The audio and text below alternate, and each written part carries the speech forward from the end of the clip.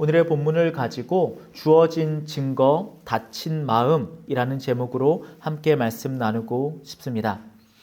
요한복음은 논란이 있습니다. 대표적인 논란이 뭐냐면 요한복음을 누가 썼냐라는 것입니다. 우리가 어릴 때부터 다녔던 교회들은 계속해서 가르쳐 주죠. 예수님의 12제자 가운데 한 명인 사도 요한이 썼다라는 것이 과거 보수적인 기독교의 입장입니다. 그런데 왜 이런 논란이 일어나냐면 바로 요한복음 안에 들어있는 헬라어 때문입니다. 예수님의 제자 사도 요한은 갈릴리 어부입니다. 그 어부가 알거나 쓸만한 헬라어가 아니라는 겁니다. 고급스러운 헬라어를 사용하기 때문에 아마 요한복음은 사도 요한이 쓰지 않았을 것이다. 그럼 누가 썼을까? 장로 요한이라고 하는 사람이 문헌 가운데 있습니다. 아마 그 사람이 썼을 확률이 높다라는 주장들이 있는 것이죠. 그만큼 요한복음에는 헬라어가 중요한 핵심 요소 중에 한 가지가 됩니다.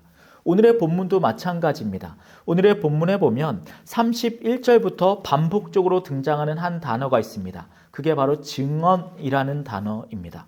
헬라어로 마르투리아라는 단어인데요. 이 증언이라는 헬라어가 왜 중요하냐? 왜냐하면 이게 법정에서 사용하는 용어이기 때문입니다. 묵상을 쭉 해오신 분들은 아시겠지만 지금 예수님이 법정에 서 계신 게 아닙니다. 지금 예수님은 어디 계시냐면 성전에 있습니다. 베데스다 연못에서 38년 동안 병들었던 환자를 고치시죠. 근데 그것이 논쟁이 붙어 지금 사람들과 대화하는 가운데 나타나는 대화가 오늘의 본문입니다. 재판장이 아닙니다. 그럼에도 불구하고 요한복음의 저자는 헬라어를 사용하는데 재판 용어를 갖다 썼단 말입니다. 이것은 의도가 있겠죠.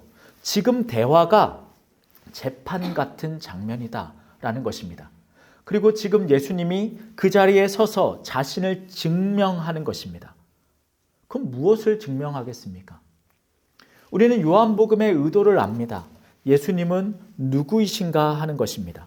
그 재판이 열린 것입니다. 그리고 그 자리 가운데 예수님이 말씀하고 있는 것이죠. 예수님을 고발하는 이들이 있습니다. 유대인들이죠. 네가 뭔데 안식일에 병자를 고치냐? 도대체 넌 뭐냐? 그래서 예수님이 스스로 말씀하시는 겁니다. 나는 이런 존재다. 근데 거기에 필요한 것들이 있습니다. 그게 뭐냐면 바로 증언입니다. 유대인들의 재판은 기본적으로 2명의 증인이 반드시 필요합니다. 이 2명의 증인을 갖다 놓고 이야기를 해야지만 그 증언이 효력을 발생합니다. 근데 오늘의 본문을 쭉 읽어보면 증언이 몇 가지가 나오냐면 4가지가 나옵니다. 첫 번째가 뭡니까? 세례 요한의 증언입니다. 두 번째는 하나님 아버지의 증언입니다. 그 다음엔 예수님이 행하신 일들이 증언하는 겁니다. 마지막으로 성경, 즉 말씀이 증언하고 있습니다. 기본적으로 필요한 인물이 몇 명이라고요? 2명. 근데 지금 예수님이 제시하신 것은 4가지입니다. 곱절을 냈습니다. 자, 그럼 지금 예수님의 말씀은 의도는 무엇이겠습니까? 봤냐?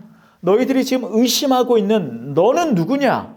라고 하는 질문에 나는 명확하게 대답했다. 아니, 너희들의 요구 이상으로 나는 증명해냈다는 것이 바로 이 4가지 증언입니다. 그러면 이제 대화는 끝났습니다.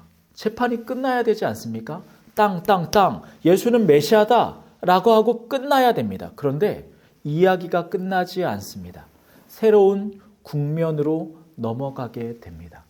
그 새로운 국면은 무엇이냐면 이제 예수님이 그들을 고발하는 장면입니다.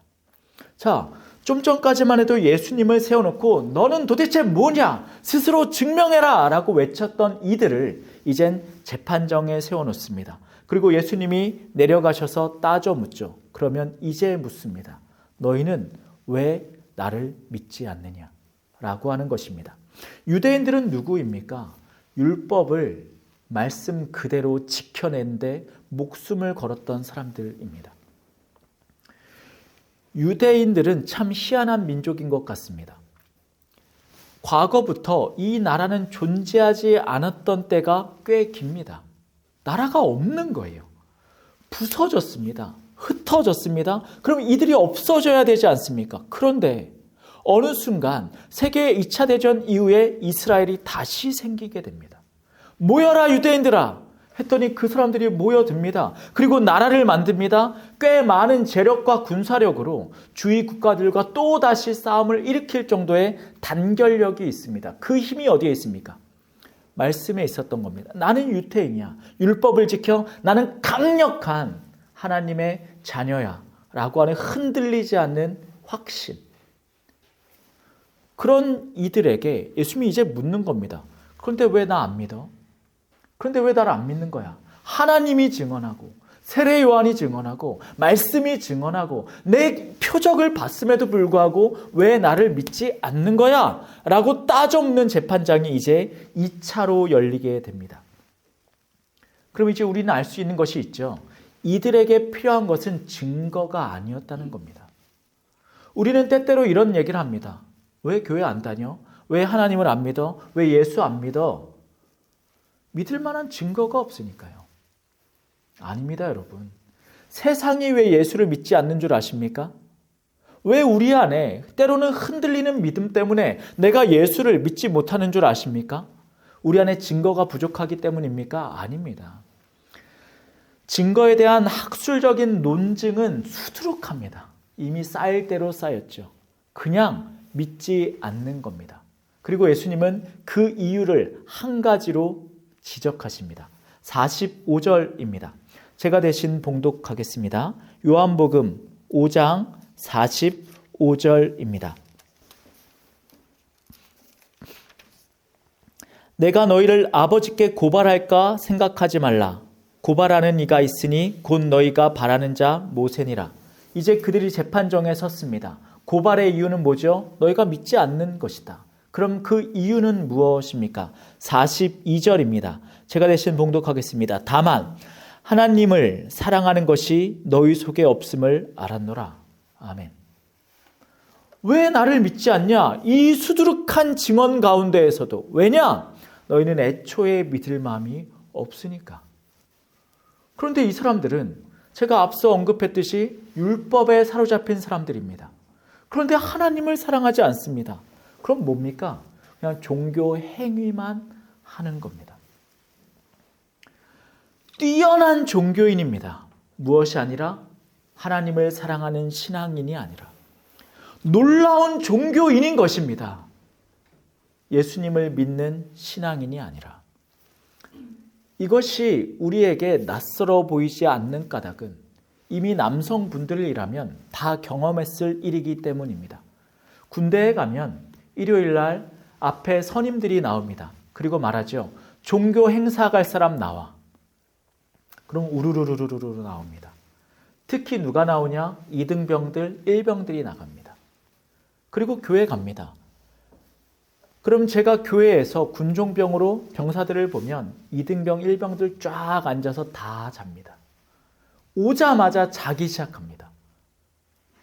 그리고 끝나면 일어나서 갑니다. 그 사람들은 그럼 왜 교회로 올까요? 자러. 그리고 예배 끝나고 주는 초코파이, 세례식 있을 때는 햄버거 먹으러. 그럼 왜 2등병과 1병만 오냐? 그날 부대에 있으면 병장들이 일 시키니까 팬티를 던져줍니다. 야, 내 거 빨아와.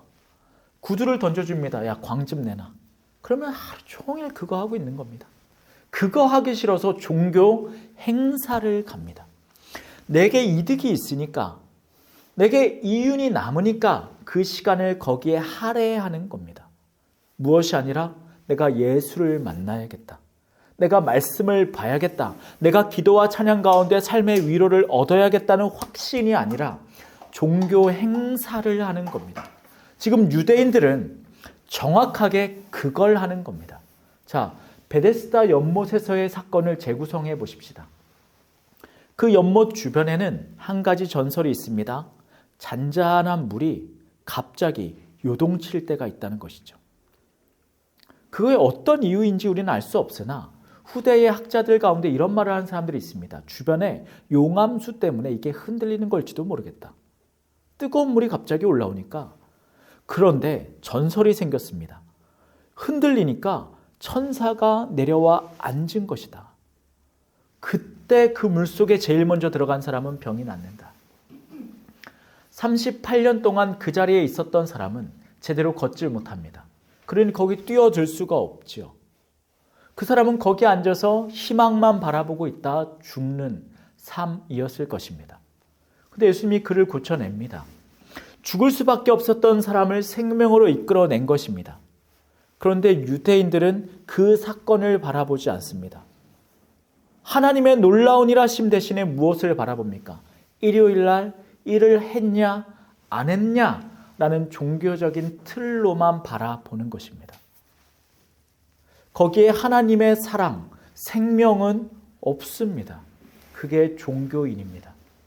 나를 어떠한 틀에 가둬놓고 내가 그 틀 안에 있으면 나는 건강한 신앙인이라고 착각하는 것, 그게 종교인이죠. 자, 그럼 우리는 어땠습니까? 우리가 정확하게 종교인의 신앙생활을 했던 겁니다. 주일 성수, 10의 1조, 첫 열매, 새벽 기도, 금요 철야, 이런 것들이 정확하게 우리를 올가매는 올무가 됐단 말입니다. 주일 성수가 뭡니까? 주일을 거룩하게 지키는 겁니다.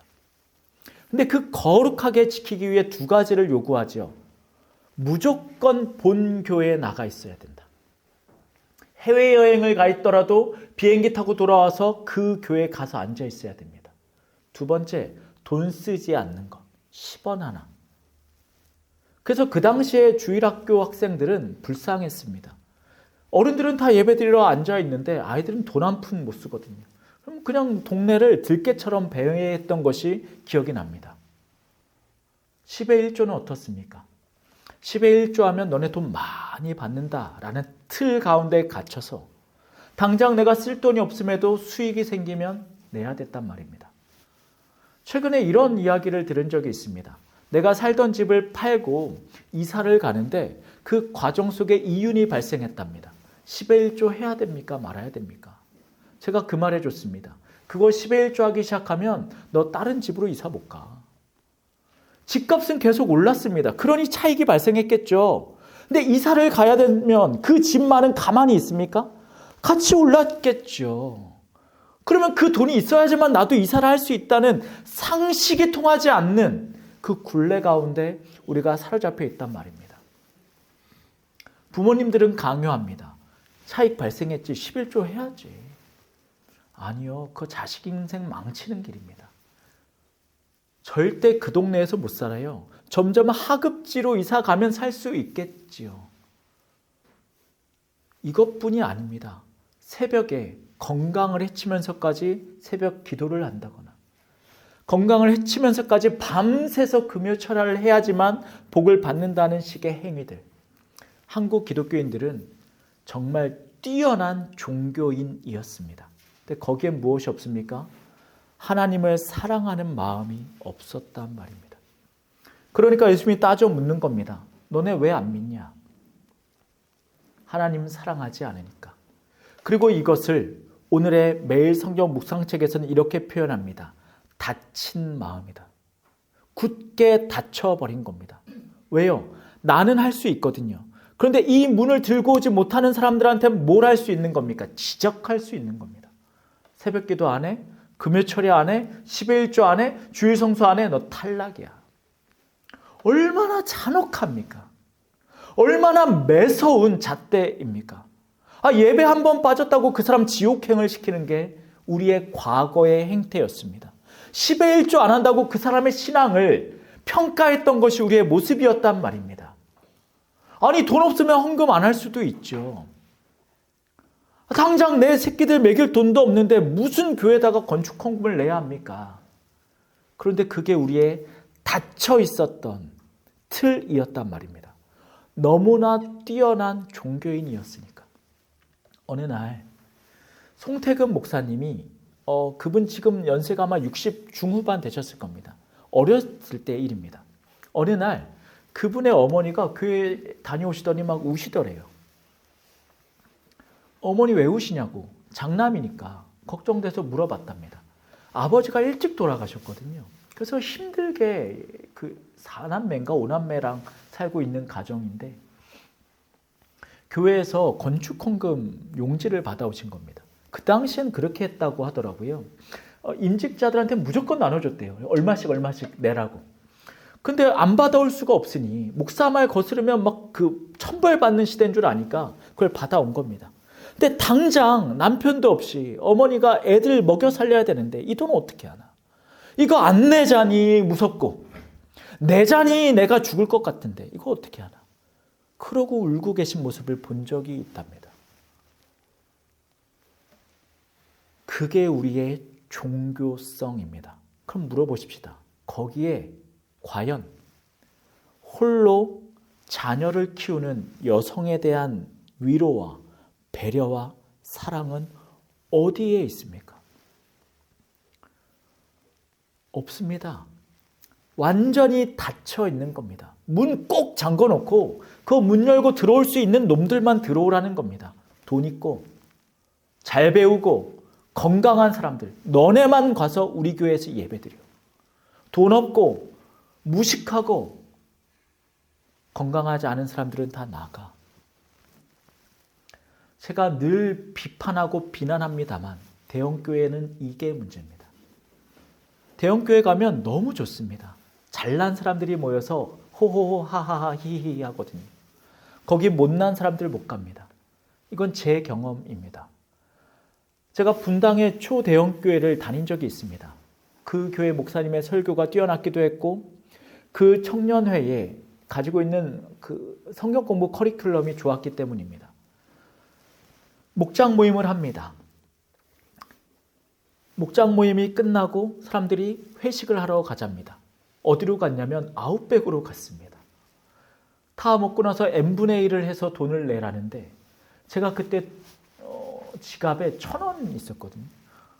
제가 진짜 가난했던 때가 대학교 3, 4학년 때, 대학원 1, 2학년 때입니다. 딱 그렇게 상황이 맞아 돌아가는데 돈은 내야 되는데 돈이 없습니다. 그때 제가 했던 구차한 변명이 기억이 납니다. 오늘 예배가 너무 은혜로워서 지갑에 있던 돈을 다 헌금했습니다. 라고 말했습니다. 제가 돌아오는 길에 무슨 생각을 했냐면 이 교회 못 다니겠다. 그 분당의 아이들은요. 아웃백에서 몇만 원씩 쓰는 거 아무렇지도 않은가 보더라고요. 삶을 나눕니다. 나는 어디로 어학연수 갔다 왔답니다. 나는 어디로 유학 갈 예정이랍니다. 나는 어디 대학을 간답니다. 저랑 삶이 맞질 않는 겁니다. 그리고 실제로 몇 년 있다 나왔습니다. 안 됩니다. 안 되는 겁니다. 그들의 삶을 따라갈 수가 없는 겁니다. 다쳤습니다. 그럼 물어보십시다. 하나님은 다친 신앙을 원하십니까? 아닙니다. 주님이 바라시고 하나님이 추구하시는 이 땅에서의 모습은 열린 마음일 것입니다. 그럼 그 열린 마음이 뭐죠? 다른 사람을 받아들이는 수용성, 반대로 내가 열렸기에 내 것이 흘러가는 베품의 여정입니다. 오고 가는 것. 그런데 왜 이것이 신앙의 모습이고 본질일까요? 간단합니다. 예수님이 그렇게 하셨으니까. 요한복음이 예수님은 누구신가에 대한 증명이라고 했습니다. 그것이 주제이죠. 그런데 요한복음에는 7개의 표적이 등장합니다. 그리고 저와 여러분은 묵상책을 통해 2가지의 표적을 봤습니다. 첫 번째, 물이 변하여 포도주가 되는 표적. 그리고 병자를 고쳐내는 표적을 봤습니다. 그리고 그 사이에는 어떤 일이 있었습니까? 사마리아 여인을 만나시는 일이 있습니다. 자, 첫 번째, 두 번째, 세 번째 이야기들 다 왜 하는 겁니까? 물이 변하여 포도주가 된 것은 죽을 수 있는 잔치자리를 영원한 생명의 기쁨으로 바꾸시는 표적이었습니다. 나랑 아무 상관없는 이들인데도 사마리아 여인은 그들에게 그 공동체에서 무시당하고 배려당하지 못한 그 여인을 주님께서 위로하시고 세우셨던 과정입니다.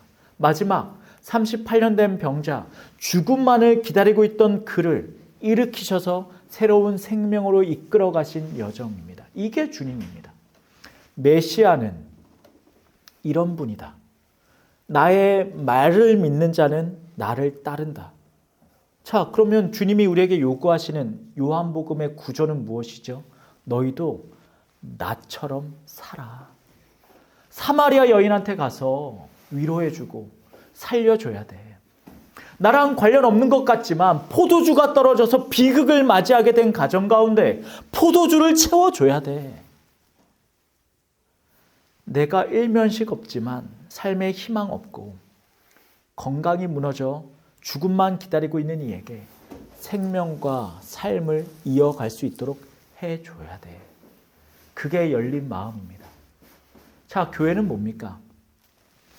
예수를 믿는 이들의 공동체입니다. 그럼 교회가 추구해야 되는 이상향은 어디에 있습니까? 바로 여기에 있습니다. 제자의 삶, 제자의 삶, 여러 번 말합니다. 그리고 실제로 많은 기독교 단체들은 제자 훈련이라는 용어를 사용합니다. 그걸 통해 결국 어디로 가라는 말입니까? 딱 우리끼리 틀 만들어 놓고 벽 세워 놓고 우리에 맞는 사람들만 들어와서 앉아 우리끼리 축제를 벌이자. 이게 아닌 겁니다. 계속해서 흘려보내는 겁니다. 계속해서 수용하는 겁니다. 이 복음을 그렇게 생명으로 변화되는 겁니다. 사랑하는 성도 여러분들, 내가 예수를 믿지 못하는 까닭은 설교가, 성경이, 예수가 나에게 증언하지 못했기 때문이 아닙니다. 다시 현실적인 이야기로 바꿔 말해. 내가 내 물질을 내 것이라고 여겨 말씀대로 흘려보내지 못하는 까닭은 내가 증거가 부족해서가 아닙니다. 단 한 가지, 내가 하나님을 사랑하지 않기 때문입니다. 나는 예수를 믿지 않는 종교인이라는 것입니다. 반대로 말하자면 내가 성경에 기록된 대로 내 물질을 흘려보내고 내 이웃들을 수용하고 내가 예수처럼 살아갈 수 있는 힘 역시 말씀을 믿기 때문입니다. 고로 믿음이란 무엇인가? 앉아서 모세의 이야기를 주고받는 행위가 아닙니다. 그것은 삶의 현장에서 내 물질들을 나누어 주는 여정이죠. 자, 재판이 이제 마무리될 것입니다. 어쩌면 오늘의 이 예배가 저와 여러분을 세워놓은 재판이라면 여러분들은 무엇이라 말씀하시겠습니까? 너 진짜 예수 믿냐? 너 진짜 나를 믿냐? 라는 질문에 여러분들은 어떻게 증명하시겠습니까? 저 예수 믿습니다. 라고 손드시겠습니까? 우리 말씀 마지막으로 한 절 보겠습니다. 31절입니다. 제가 대신 읽겠습니다. 내가 만일 나를 위하여 증언하면 내 증언은 참되지 아니하되. 저 예수 믿어요. 라는 말이 얼마나 허망합니까? 삶으로 증명해 내십시오. 예수님처럼 증언을 가지고 오십시오. 저 가난한 사람을 돕고 있습니다. 내 주변에 마음 아파하는 이의 이야기를 듣고 있습니다. 그의 눈물이 내 눈물이 되어 함께 부둥켜 안고 살아갑니다. 포도주가 없어 굶주린 이에게 포도주를 부어주는 삶을 살고 있습니다. 이것이 우리의 증언되었으면 좋겠습니다. 말씀이 주어진 대로 열린 마음으로 살아가시는 여러분 되시길 축원합니다. 기도하시겠습니다.